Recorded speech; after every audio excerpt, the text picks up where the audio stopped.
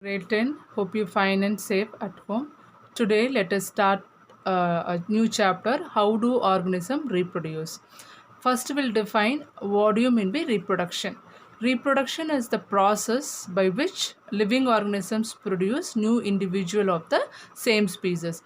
Re means again, production means formation. So, formation of a new individual of the same kind, we'll call it as reproduction, and reproduction is necessary for the survival and also to increase the population of a species. If organisms do not reproduce, automatically the population will decrease and species also will become extinct. So reproduction is very essential process in terms of to maintain its population, to maintain its species level. The reproduction is very important process. In terms of life, reproduction is not an essential process to continue its life, but to maintain its population, reproduction is very important. Next, we'll move on to, do organisms create carbon copies of themselves? Imagine we learned in 9th standard even what is DNA. DNA means deoxyribonucleic acid, and it is a molecule, macromolecule. Where it is present in the chromosome. And chromosomes are present in the nucleus, which is very responsible for the transfer of characters from one generation to another generation. Here, transfer of characters from the parents to the offsprings. During reproduction, the reproductive cells produce two copies of DNA which separates into two cells. So during reproduction, the cell will undergo meiosis division. That meiosis division will helps to produce haploid spores. These haploid spores carries all the information in DNA. The DNA copies will be similar but not identical to each other, meaning the DNAs, while copying DNA, normally error will occur. That error only will leads to a form of variation. 100% DNA copying, it is not possible. So while copying DNA itself, every generation there will be a slight error. Changes will we can see slight changes. That slight changes leads to slight variation from their parents, and this is the basis for variation, and also variation will help to form a new species. Now we know DNA is carrying information from generation to generation. DNA is very important to carrying information, and while copying the DNA, error would occur. This error is helping to create some variation. This variation will help to form a new species. And what is the role of variation? Whether the variation is important for the evolution or important for the environment. If suppose we know in this environment constantly climate is changing, temperature, water level, everything is changing. If organisms cannot adjust themselves to the changes in the environment, then automatically the species will become extinct. So the organisms should undergo variations. So this variation will help to adjust with the environment. In that condition only the species will retain. If not, the species become extinct. And also if organisms will attain a huge variation, that also leads to extinct species only. So variation should be slight and also gradually helps to maintain the species in the population. So variation in species is necessary for the survival of different species and for the evolution of new species. So variation is very important. Next, we'll move on to the types of reproduction. We learned in lower classes. Now we'll see the types of reproduction. There are two types: asexual reproduction and sexual reproduction. Asexual reproduction means here a new individuals, we know definition for reproduction, new individuals of the same kind will be formed. That is only reproduction. In asexual reproduction is a reproduction in which new individuals are produced from a single parent. So single parent means asexual reproduction. Two parents or two individuals mean that is sexual reproduction. If it is a single parent means automatically there won't be any meiosis. And also there won't be any gametes and also there won't be any sex organs. That is all criteria for the asexual reproduction. What do you mean by asexual reproduction? Asexual reproduction means it's a reproduction in which new individuals are formed from a single parent, meaning there is no sex organs or no gametes. So with that easily they will form a new organisms. And sexual reproduction means that the formation of new generation with the mating of two individuals. Now in this class we'll see detailed account of asexual reproduction alone. There are different modes of asexual reproduction, and first one fission, second one budding, third one regeneration, fourth one fragmentation, fifth one spore formation, sixth one vegetative propagation. In vegetative propagation there are two modes. One is artificial method, second is natural method, and one more we have, that is plant tissue culture.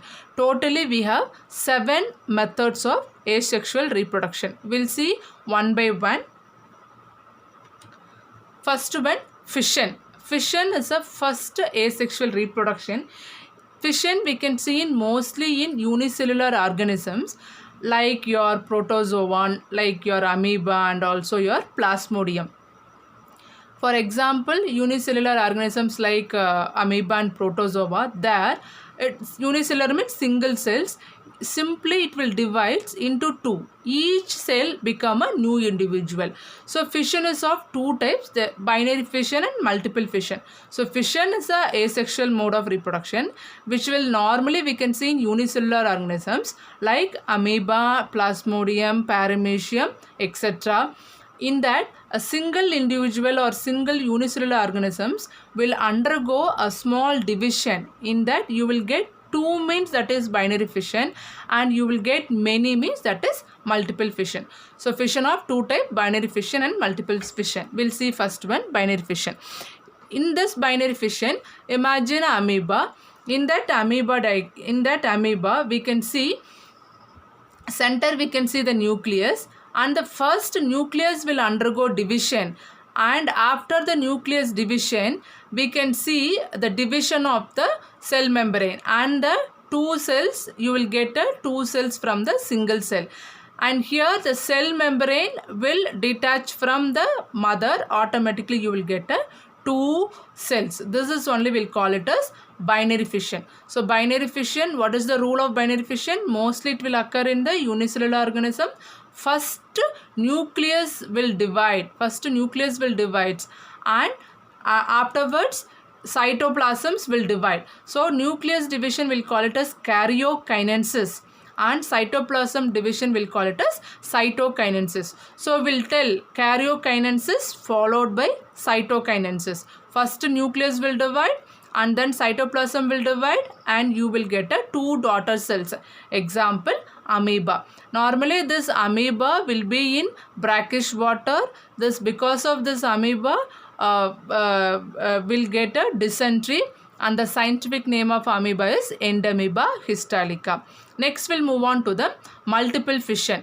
In this method, one organism divides into many daughter cells. Example, plasmodium. Plasmodium will cause a disease, malarial fever, or we'll call it as malarial parasites. Imagine first one nucleus will be, so nucleus divide 1 into 2, 2 into 4, 4 into 8, 8 into 16, 16 into 32. First only karyokinesis or nucleus division alone would occur, not followed by cytoplasm. Meaning so much of nucleus will divide continuously without cytoplasmic division. At one condition, at certain condition or at maturity, then only cytokinesis would occur, and it leads to the bursting of cell, leads to spreading of so many daughter cells. This is only we'll call it as multiple fission. So binary fission, a single cell divide into two. Multiple fission, a single cells first multiplied many. Only nucleus will divide. It is not followed by cytoplasms. So many nucleus you will get, and automatically afterwards the cell will burst, release of so much of daughter cells. Because of this, plasmodium will get a fever, call it as malarial fever. So amoeba will cause dysentery, plasmodium will cause malarial fever. And this is another example for binary fission. Binary fission we can see in leishmania. This leishmania will cause a fever, Kala Azar. Okay, leishmania is again a protozoan type. And how we saw in amoeba, another example for binary fission is leishmania.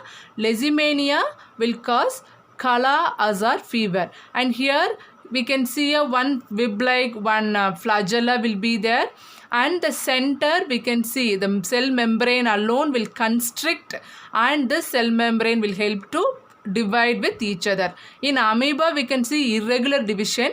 In leishmania we can see longitudinal division. So amoeba, leishmania both are example for binary fission, and multiple fission is your plasmodium.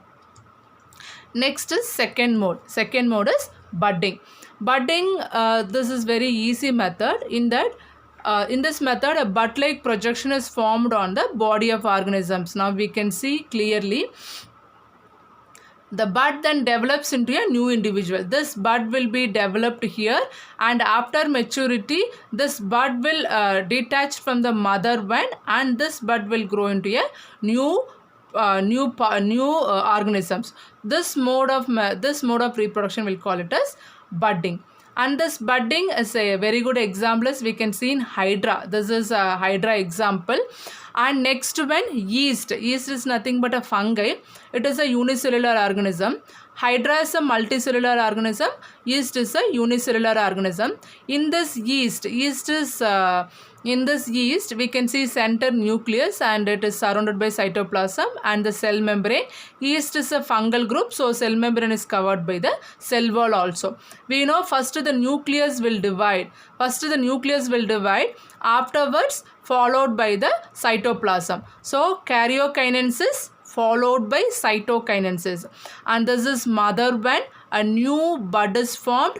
After this cytoplasm will occur, and followed by formation of new cell membrane, cell wall, everything, and still the bud will attach to the mother till the maturity will occur, and it just show like a chain like structure, and this is also example for budding. So budding, a bud like projection is formed on the body of the organisms. At one maturity it detached from the mother one, and it is started to grow into a new individual. Example for budding is hydra. Hydra is, it's not a plant, it is an animal, comes under Coelenterata group. And yeast is also fungi, it comes under plant group. Next we'll move on to third type, regeneration. And regeneration is it is also easy very method. In this method, part of the body of organisms will cut or broken can develop into a new individual. Example we can see planaria. This is a planaria. It comes flatworm. Okay, it is a flatworm, planaria, platyhelminthes group. This planaria, we can see small parts accidentally, or maybe any one of the reason it was broken, means the new every part will become a new organisms. So this is very good example for regeneration. Even we can see starfish. If one part of the starfish was broken or accidentally, automatically regrowth would occur. That is also we'll call it as regeneration.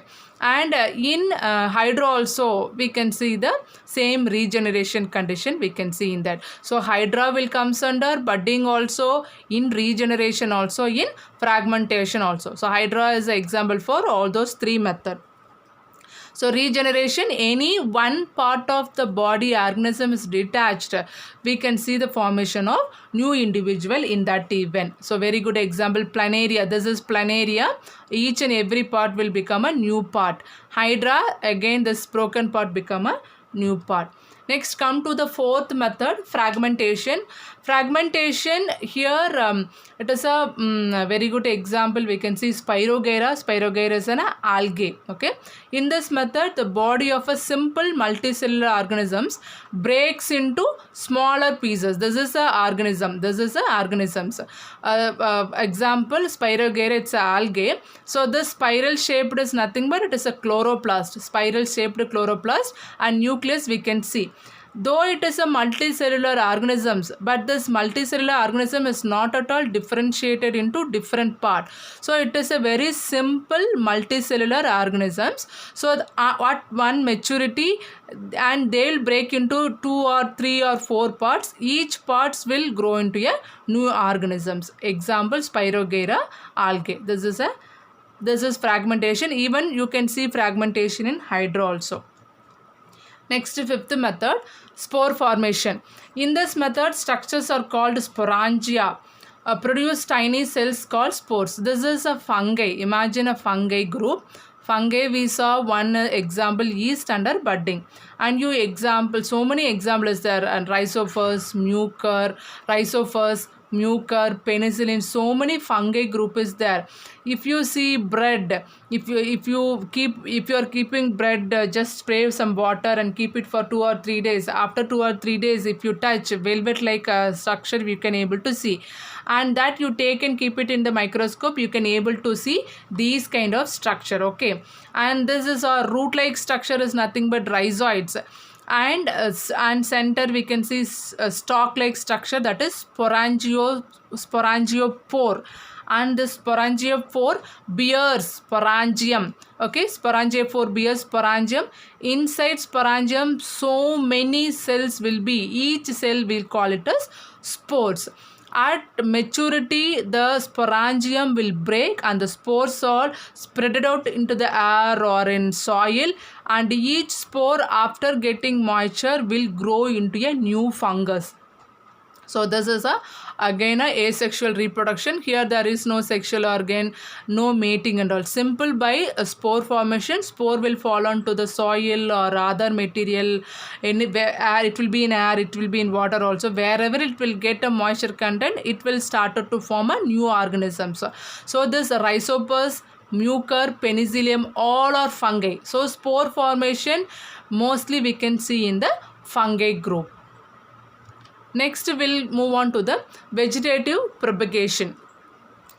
Till now we saw budding, regeneration, everything, etc. Now we'll move on to the vegetative propagation.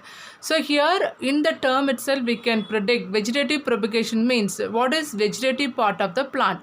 Vegetative part of the plants are root, stem or leaf. What is the reproductive part of the plant? Reproductive part of the plant is flower. Here from root, from stem, from leaf, we can see the formation of the new plants. That is only we'll call it as vegetative propagation. Here there is no role for seed. Sometimes seeds are non-viable, means in that kind of plants we can see vegetative propagations.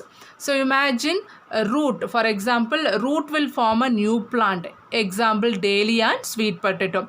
From the root event, it started to form next generation. So many new plants will arise from the root event. That is first example, dahlia, and second one is sweet potato. Come to stem. Stem, if from the stem event a new plant will form, means that will call it as stem mode. Example is your potato. From leaf a new plant will arise, means that will call it as bryophyllum. Example is bryophyllum and begonia. Okay, so vegetative propagation means from root, stem or leaf we can see the formation of new plants without mating, without pollination, without fertilization. Root example dahlia and sweet potato, stem example potato, and ginger also, and leaf we can see bryophyllum and begonia. Plants produced by vegetative propagation produce flowers and fruits earlier than those produced from seeds. It also helps in the propagation of plants which do not produce seeds like rose, jasmine, banana, etc. Vegetative propagation can also be done artificially by cutting, layering, grafting. So if the question is like that, what are the natural method of vegetative propagation means? From root, dahlia and sweet potato, from stem, potato and ginger, from leaf, bryophyllum and begonia. So here in this vegetative propagation, sometimes in that we can see normally seeds also will produce the different kinds of plants. In that also we can see, both also we can see in the vegetative propagation method.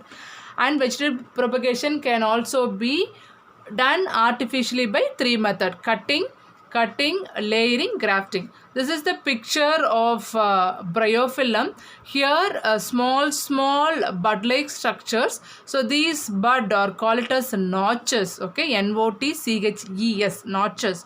These notches will help, and after this maturity, here down we can see roots will be. After maturity, these notches will fall on to the soil, that will grow into a new plant. So this is an example for leaf, bryophyllum. And we know we used to see sweet potato in our area, that also from root, and stem potato. When we take potato, we'll cut it into small pieces. When we keep it in the soil, each will grow into a new plant. So these are the method of vegetative propagation, natural method of vegetative propagation. Next, we'll move on to the artificial method of vegetative propagation. There are three methods: cutting, layering, grafting.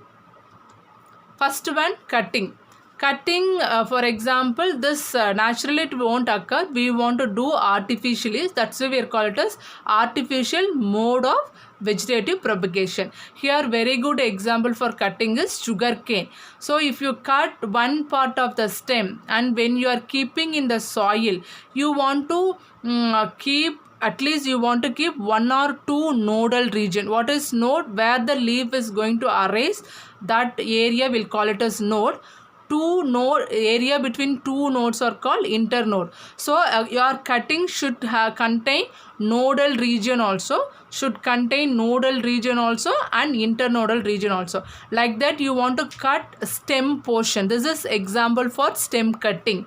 So you want to cut the stem portion and you want to keep it in the soil, and you want to frequently spray water. After spraying, you can see the formation of new plant. This is very good example for cutting. Next, we'll move on to the layering. Layering is also artificial mode of vegetative reproduction. Here, we want to bend a portion of stem. And we want to keep it inside the soil, and that should contains at least one or two nodal region. We know nodal region only contains chemicals to form nodes. So artificially we are creating a situation to form roots. Afterwards, we'll cut this portion will become a new plant. So layering is also artificial method. Very good example for layering is jasmine. Next, third method is grafting. Grafting can be done with the help of two plants. You want to choose your own desired or interested two plants. So these are one plant, this is one plant, this is another plant. When you are choosing a root part of one plant, that root part of one plant will call it as stalk. When you are choosing stem portion of other plant, this is scion. Okay, stalk means root of one plant, scion means stem of other plant. Now you want to merge stalk and scion. For that you want to make a small incision in the stalk portion, and you want to remove all those buds in the stalk portion. Why? We want only the root part of this plant, so you want to remove all those stem, leaf, everything. And scion also you want to remove. And this stalk and scion can be merged with the help of wax or small twine. Like that you can merge with the help of this wax. Why we want to apply wax means you want to prevent the evaporation of water, and also you want to arrest the pathogens. For these you want to apply wax. So what is stalk? Stalk means a root part of one plant. Scion means stem part of other plant. You want to merge stalk and scion. For the merging, you want to make incision. Incision means a small cutting in the stalk portion. And you want to bind these stalk and scion with the help of wax to prevent evaporation and also prevent from the pathogens. So afterwards, this will form a new plant containing characteristics of both the plants. So this is grafting example for artificial method of reproduction. So I think that's all regarding the asexual reproduction. Now in this video we saw what is reproduction, how the DNA copying will occur, and what is variation, What are the different methods of asexual reproduction? There are 7 different methods of asexual reproduction. Next class we'll see what is sexual reproduction and its mode. Thank you.